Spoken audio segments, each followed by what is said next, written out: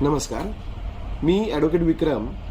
आजच्या या भागामध्ये तपास अधिकाऱ्याने तपासादरम्यान जप्त केलेल्या मालमत्ता परत कशा मिळवायच्या, त्या परत मिळवण्यासाठी कोणकोणत्या तरतुदी आहेत आणि कशा प्रकारे अर्ज करता येतो याबाबत सविस्तर जाणून घेणार आहोत. तर CRPCचे चॅप्टर 34 हे या वेगवेगळ्या प्रकारच्या तरतुदीबाबत अधिकार प्रदान करतं.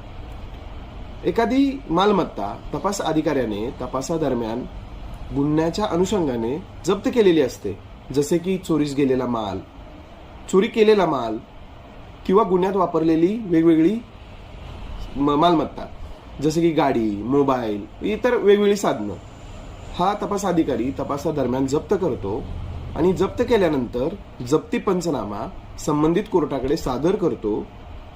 अशा सादर केलेल्या जप्ती पंचनाम्याच्या अनुषंगाने किंवा जप्त केलेल्या मालमत्तेच्या अनुषंगाने एखाद्या व्यक्तीस ती मालमत्ता परत मिळवायची असेल तर तो त्या संबंधित कोर्टाकडे अर्ज करू शकतो. आता अर्ज करून मालमत्ता परत मिळवण्याच्या दोन वेगवेगळ्या तरतुदी आहेत किंवा दोन प्रकारे आपण ती मालमत्ता परत मिळवू शकतो. सगळ्यात आधी 451 खाली जेव्हा एखादी न्यायिक प्रक्रिया ही प्रलंबित असते किंवा एखादा गुन्हा न्यायप्रविष्ट असतो किंवा एखाद्या गुन्ह्याची ट्रायल ही चालू असते किंवा ड्युरिंग ट्रायल, आपण ज्याला ड्युरिंग ट्रायल म्हणतो, ही मालमत्ता आपण परत मिळवू शकतो. त्या अनुषंगाने आपल्याला CRPCचे 451 अन्वये संबंधित कोर्टाकडे अर्ज करावा लागतो.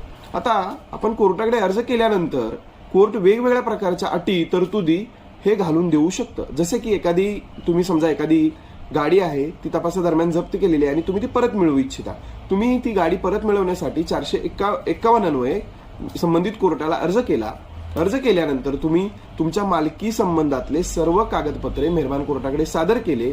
मेहरबान कोर्टाने तपासी अधिकाऱ्याचा, संबंधित सरकारी वकिलांचा म्हणणं मागवल्यानंतर जेव्हा तुम्ही कोर्टाला दाखवून देता की तुम्ही त्या मालमत्तेचे मालक आहात आणि ती मालमत्ता तुम्हाला दैनंदिन वापरासाठी आवश्यक आहे, त्यावेळेस कोर्ट अशा स्वरूपाची गाडी ही तुम्हाला परत देऊ करतं. परंतु देऊ करताना वेगवेगळ्या अटी, जसं की ती मालमत्ता विकणे नाही, त्याचं स्वरूप बदलणे नाही, त्याला वेगळा रंग देणे नाही, अशा वेगवेगळ्या अटी हे घालून देऊ शकतं.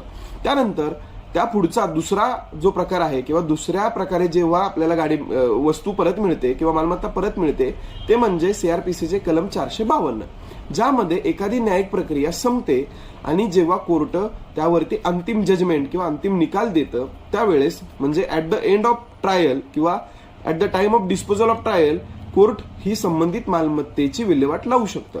मग ती मालमत्ता, जर समजा ती मालमत्ता गाडी आहे किंवा मोबाईल आहे, जे की ज्याची लाईफ किंवा ज्याचं स्वरूप हे खराब न होण्यासारखं आहे, ती मालमत्ता ह्या संबंधित मालकाला किंवा संबंधित व्यक्तीला परत दिली जाते. किंवा त्या मालमत्तेवरती कोणी क्लेम करत नसेल किंवा ती कोणाच्या मालकीची आहे हे कोर्टाला समजत नसेल, अशा केसेसमध्ये किंवा अशा प्रकारामध्ये कोर्ट ही ती मालमत्ता नष्ट करण्याचे आदेश सुद्धा देऊ शकतं.